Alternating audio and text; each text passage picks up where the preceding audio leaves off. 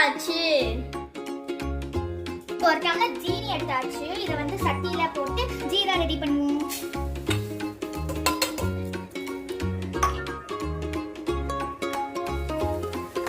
Jeera ready பண்ணியாச்சு. இந்த ஏலக்காய் தூளை வந்து ஜீரால போட்டு தனியா எடுத்து வச்சுக்கோங்க. எண்ணெயில பொரிச்சு எடுத்துக்கலாம்.